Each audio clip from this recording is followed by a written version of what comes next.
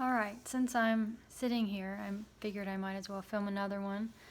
Um, my next thought was affirmations. It's not that we don't want to have thoughts, it's that we want to have the right thoughts. And it's not that we're not going to have bad thoughts, because we're going to have bad thoughts, you know. Um, and not that they're bad thoughts, it's just we have a lot of, I saw a book at the library today, Toxic Shame. It's that and like our inner critic.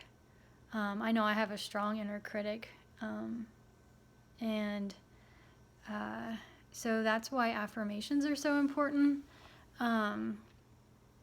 Like, I think the most important one that I've ever learned, and it was at the second school that I went to, Southwestern College. We actually had to go around the room and say to every person in the room, they had to say it to us. You had to say, "My name is Julie and I love myself." And then the other person would say, "My name is Chris and I love myself." And so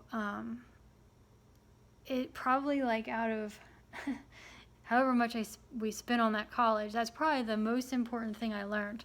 Because when you can say, "My name is," and then say your name, and then say, "I love myself," there's nothing that can get you. There's nothing. That's like the most powerful statement you can say, because if you say, "I love myself," then that means I'm going to take care of myself. I'm going to feed myself good food. I'm going to exercise. I'm going to say kind things to myself, you know.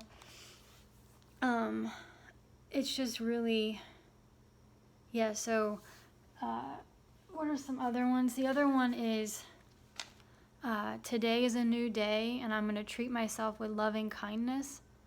And I think if you're the type of person who has like a propensity to like think negatively, or kind of see the glass as half empty, or you know, just that you don't just wake up and you're like happy per se, even though like now I wake up and I'm fairly happy and I'm very grateful and I'm very blessed. But I feel like it also takes work not to, you know, as my friend James told me, get into my own head and sort of forget that I also have, there's also something special and unique about me. And when I forget that and I compare myself to someone else, it's actually like a form of, it's actually like I'm disrespecting myself and I'm disrespecting God, because God creates each of us like we're each like little perfect miracles. And even though like maybe we're unhappy with our, maybe you're unhappy with your weight, or your, like maybe your nose isn't perfect, or you don't have big breasts, or you wish you were taller or shorter or had bigger muscles or more money or a fancy car. And it's like, you kind of, at the end of the day, you just have to say, I'm going to work on what I can work on. And it doesn't help me. I mean, it inspires you though. So really, if like you see someone, you're like really jealous of them, it's like, well, why are you jealous? Do you wish you did that? Or do you wish you wore that? Or do you wish you had that kind of job? So it's not all bad. Like, envy isn't like all bad. So I just want to say affirmations have helped me. And I know a lot of people are like, and I know I've talked about this a lot.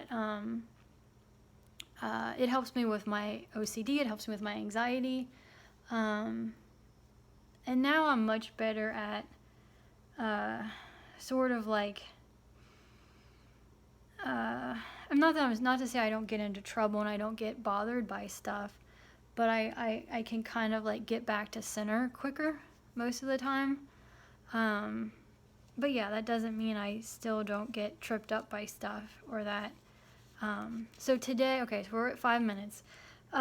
Since I'm still on the mat, I'm going to do push-ups, the baby pose, because I'm the baby, hold, lunge, back bend, and lunges. So that's what I've decided. Since I'm down here and I desperately need these stretches.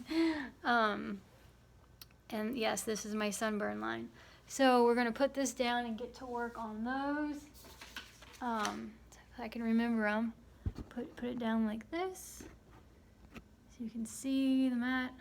Okay, good. Okay, so